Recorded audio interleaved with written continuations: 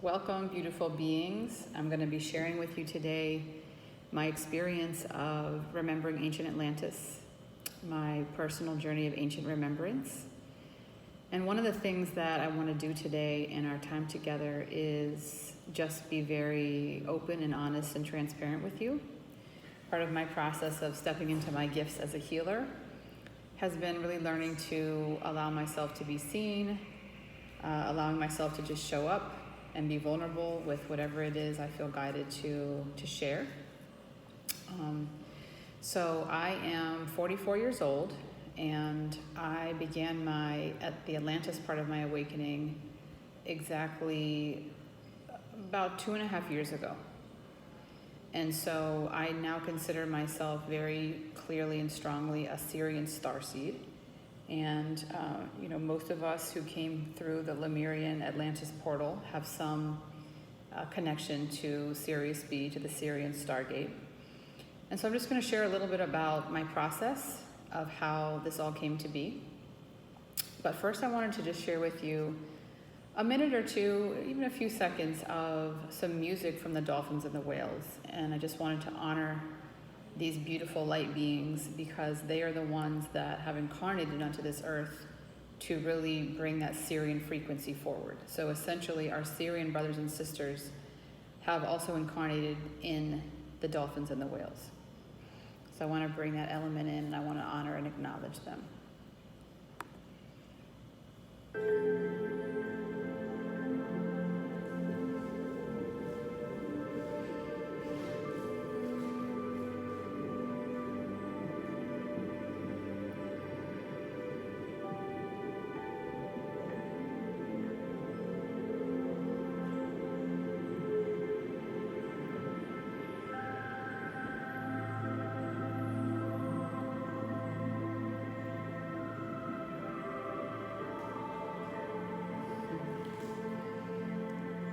Just a small infusion of their frequency into our video.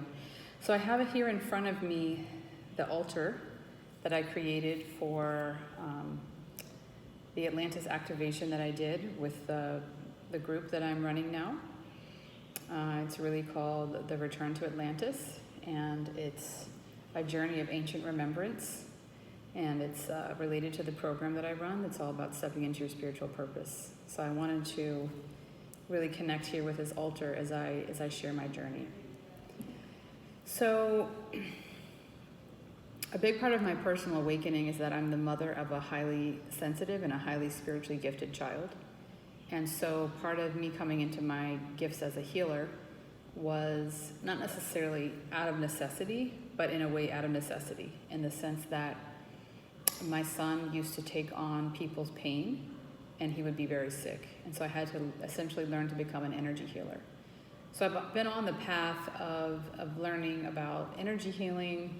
I've been a student of astrology for about 20 years. I had my personal spiritual awakening at the age of 22, so exactly 22 years ago. And so it's been a gradual process of remembering, right? Of really learning to trust what I see, what I sense, what I feel. My particular gifts would be in the category of clairsentience. So I personally believe part of my process of remembering was that I don't see a spirit, right? I don't hear a voice. I had to learn to trust what I was sensing.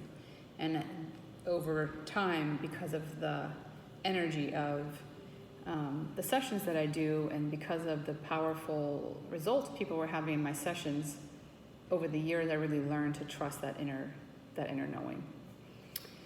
And so it was in the summer of 2019 when I got introduced to a new friend, who knew a lot about Atlantis.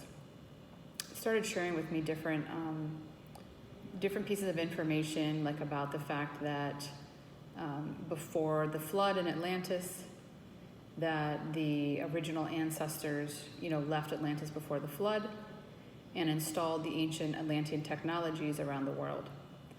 And that those technologies that we know of in Egypt, right, that we think of as Egyptian, are yes, they are Egyptian, but their origin is Atlantis, right? And the origin of everything Atlantean is Lemurian. Now, one of the things that I have come to understand is that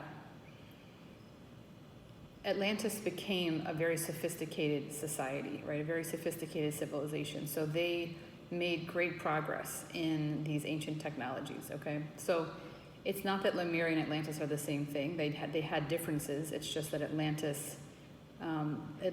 beings came through the Lemurian portal, if that makes sense. So about 3 months after I met this friend of mine who started sharing with me different stories and information about Atlantis, someone in our community crossed into the realms. And when I say crossed into the realms, I mean passed away. And this individual was not just a regular human. This person was a prophet in a specific spiritual community.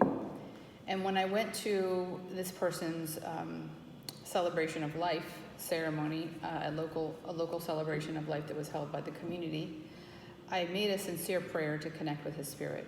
And his spirit answered immediately. And ever since that time, which happened to be on the 1111 portal, ever since that time, he has been seen around me in the spirit. So he essentially became part of my guardian angel, spirit guide entourage, and one of the main spiritual presences that I am connected to and communicate with, and things of that nature. And so it was with his presence, and he is very connected to this lineage as well. And so it was with his presence that then some of the ascended beings, such as Isis, started coming around, and I started having people channel to me. And it was that following summer, as I was going through my shamanic initiation process, that I started seeing the mounts of the Dominican Republic in the spirit. Now, at that time, I did not enter and understand that the Dominican Republic was such a huge part of what we call the Atlantis Portal, right? I had heard about the Bermuda Triangle and things like that, but again, I really live in my own world. I never was interested in this whole, what seemed to be a rabbit hole of the lost civilization of Atlantis. Never read about it. Was never interested in reading about it. Just never crossed my mind. So my remembrance, like all things in my life, they haven't come from a book. It wasn't because, I was reading something and realized that was my story. That's the opposite of what happened with me.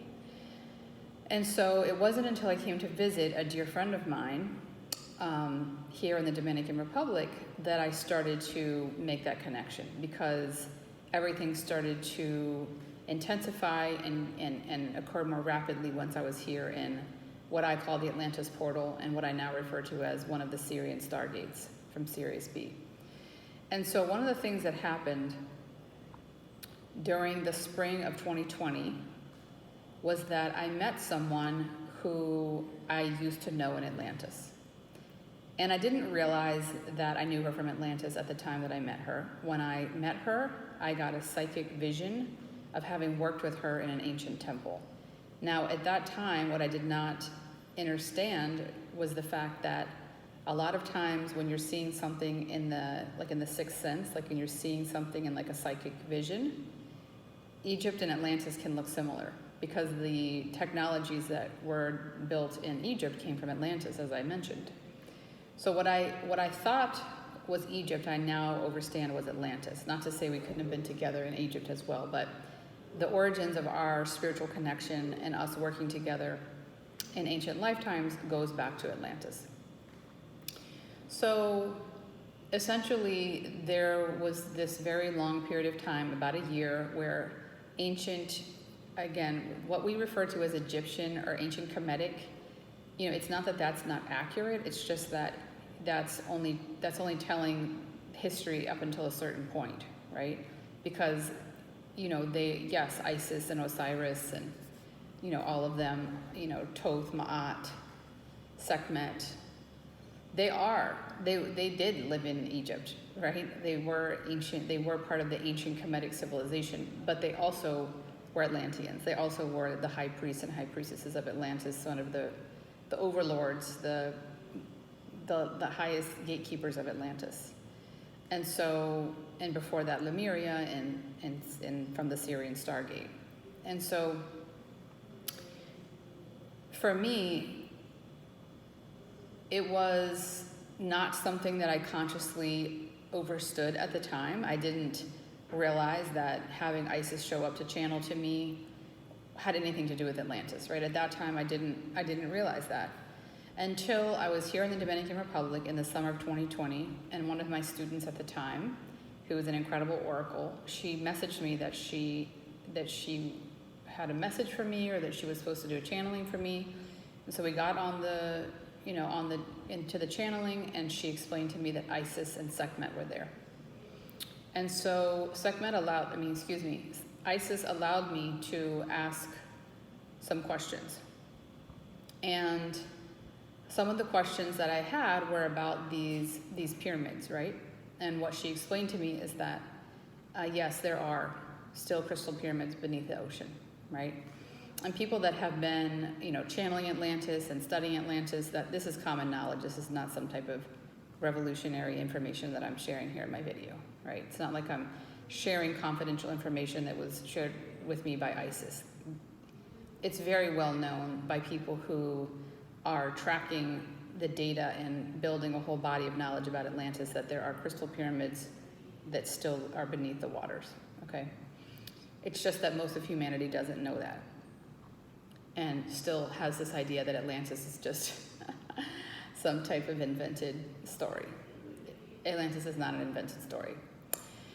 So I want to go back to another part of the unfolding of 2020. So before I started my first circle, which used to be called the Spiritual Purpose Program, and then the Spiritual Purpose Incubator, and now we call it the Journey of a Healer. Before I began that program, I did my first ever self-guided journey with psilocybin. And what I like to call the opening scene of the journey was that there was a black jaguar sitting next to me on a branch. Well, first of all, there was a million jaguar eyes, and then I saw the black jaguar, and then I realized that I was in Belize. I was on the coastline of Belize, and there was pyramids all up and down the coastline of Belize. Then I was in ancient Egypt. I was in Kemet, and I was in the Temple of Sekhmet for something like 6 hours. And I was there in the temple, and I was some type of high priestess working with Sekhmet, and some of our initiates were there in the temple as well, a couple of them. And so that was very powerful, and ever since that time, again, people who have the gift of seeing in the spirit share with me that sometimes when I'm doing healings or energy work, that people see Sekhmet working through me. So that would translate to say that I am a embodiment of Sekhmet, right? There's no need for there to be one embodiment of these ascended beings, right? Because they are beings, and they're also frequencies, right? Like the archangels. So it's not just one person that they work through. Their work is much more multidimensional than that, right? It's almost like their presence and their work is so multidimensional that the current state of the human mind, most people can't comprehend exactly what they are, right? Just because of where the mind is. So anyway, when I got here to the north coast of the Dominican Republic in the summer of 2020, that's when I really started to realize that this was some type of portal to Atlantis, because of the transmissions that were coming through, the channelings with Isis, the presence of Sekhmet on a different level. And then over the last year and a half is when I have been very clearly shown that I am of the blue ray. So the blue ray is the Syrian Stargate, right? And it relates to, the throat chakra, the chakra that's between the heart and the throat. One of the things that's so interesting when you start to tune into the frequencies and the colors and everything is that here on the island of Haiti, which is what the island was referred to by the indigenous people, and on the name that the free people who had liberated themselves from slavery referred to it as. But, you know, the only location of Larimar, which is the stone of Atlantis, and that's widely recognized, is on this island. And it's also on this particular side of the island, interestingly enough. So I actually feel called to read to you all a little bit about Atlantis. I'm not going to go like far into it. But for example, I want to give you a sense of just how incredibly advanced the Atlantean civilization is. And the reason that I want to share that with you is that part of the reason that I wanted to make this transmission is because I want to share with you the fact that we as humans are being asked to remember Atlantis for a reason. It's not just for kicks or entertainment purposes, not at all. It is for the purpose of remembering our ancient gifts and abilities, and to allow the ancient technologies that we as humans had access to heal people, to govern peacefully and harmoniously.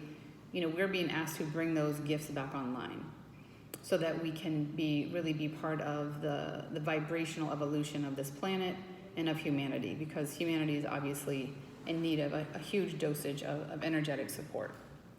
And that's partially why there's so many star seeds here right now from around the planet, whether in human form or in the spirit or in whale dolphin form. You know, there is a lot of what people would call extraterrestrial support for what is taking place on this planet right now. So I'm going to read to you very briefly, and I'm also going to read to you from a different book. Now, this book was referred to me by a beautiful woman in Virginia whose name is Anya. She's a beautiful healer. And the name of the book is The Angels of Atlantis, The 12 Mighty Forces to Transform Your Life by Stuart Pearce. So I literally just opened the book, and I am going to just read to you a couple paragraphs. Okay, I'm just intuitively opening the book. All right. So the amethyst crystal skull was a gatekeeper crystal, drawing the force of the other 12 skulls into synchrony and creating a portal within the gravity of planet Earth for the entry of higher dimensional beings and their information about the life of the cosmos. The skull was placed within an orichalcum shield beneath the giant Tuai crystal, which was housed within the sanctorium of Poseidon's temple. Orichalcum is a golden-colored bronze alloy, which was used extensively throughout Atlantis for its unique transmission of force. Indeed, crystals amplify sonic and light energies, allowing a greater connection with force to take place. For both are pure transmitters of the emanations of source energy, and as spiritual purity was the key of Atlantis, these instruments were used constantly to attain healing and sustainable joy. The Tuai, or Great Crystal of Atlantis, was also known as the Firestone, and was a cylindrical quartz starkeeper crystal of vast proportion, cut as a six-sided prism. This was a transmitter for the intergalactic force that poured through it. Solar, lunar, and stellar energies were magnetically drawn to the Tuai, which in turn generated force for the whole continent of Atlantis. So Atlantis was very large, very vast. If I recall correctly, it stretched as far as the Mediterranean. However, it seems that this Caribbean region was somewhat of like a headquarters, or specifically a major colony of Atlantis. This power generated health-enhanced states for the people and for the widespread flora and fauna of planetary life. Indeed, the angels teach me that the technology of the giant crystal of Atlantis created an atmospheric dome over the continent, which stabilized the meteorology and promoted a rarefied ecosystem. Living within the dome produced enhanced energies for the fifth dimensional lives of the people, who often lived a span of years far surpassing our present chronology of human life. So I'm going to stop there for now. And I just want to say that, this is a topic that is of interest to you. This is a big part of the work that I'm doing, both in my retreats now, here in the Dominican Republic, as well as in the programs that I run. So you can find out more about the work that I do on my website, thetempleofthegoddess.org. Which, by the way, the Temple of the Goddess is not a name that I came up with. I thought my website and my business was going to have a whole different name. But instead, that was what the Egyptian ancestors brought forth when they started working with me. So I'm going to read to you again a couple paragraphs from